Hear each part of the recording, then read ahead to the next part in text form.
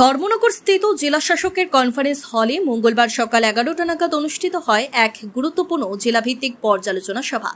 সভায় সভাপতিত্ব করেন রাজ্যের মৎস্য ও পশুপালন দপ্তরের মন্ত্রী সুধাংশু দাস।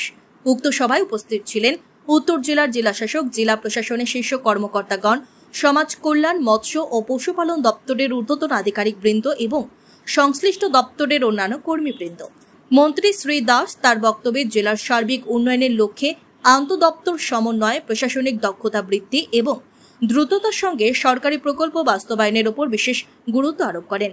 2025 থেকে 26 অর্থ বছরে 3টি দপ্তরের আওতাধীন বিভিন্ন প্রকল্পের সুবিধাভোগীরা যাতে যথাসময়ে সরকারি সুযোগ সুবিধা পান তা খতিয়ে দেখতে এই পর্যালোচনা সভার আয়োজন করা হয়।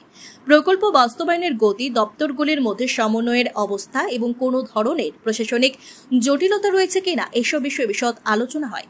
মন্ত্রী সংশ্লিষ্ট দপ্তরগুলিকে নির্ধারিত সময়সীমার মধ্যে সব কাজ সম্পন্ন করার নির্দেশ প্রদান করেন। সভা শেষে মন্ত্রী শ্রী দাস সাংবাদিকদের জানান, জনগণের স্বার্থে প্রশাসনিক তৎপরতা আরও বাড়ানো হবে। সমন্বিত প্রচেষ্টায় উন্নয়নমূলক কাজ দ্রুত এগিয়ে নিয়ে যাওয়ার লক্ষ্যেই এই ধরনের পর্যালোচনা সভা নিয়মিত আয়োজন করা হবে। Bureau report, BTV Tripura news. এই 3 দপ্তরের রিভিউ মিটিং এ আমাদের আলোচনার মূল বিষয় 2024 এবং 25 অর্থ বছরে আমাদের দপ্তরের পক্ষ থেকে যে সমস্ত প্রজেক্ট বা স্কিম হাতে নেওয়া হয়েছিল সেটা কতটা বাস্তবায়িত হয়েছে, কতটা আমাদের সাকসেস হয়েছে, অ্যাচিভমেন্ট কী আছে, এই বিষয়ের উপর আলোচনা হবে।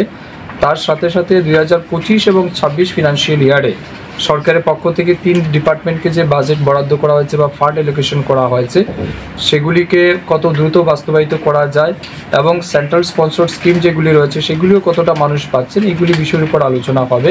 এই 3 দপ্তরকে কাজে লাগিয়ে আগামী দিন ব্যাপক উন্নয়ন করা যায়, গ্রামীণ মানুষের আরও বেশি সুযোগ সুবিধা পৌঁছে দেওয়া যায়, সেই লক্ষ্যে আমাদের আজকের এই মিটিং ডাকা হয়েছে।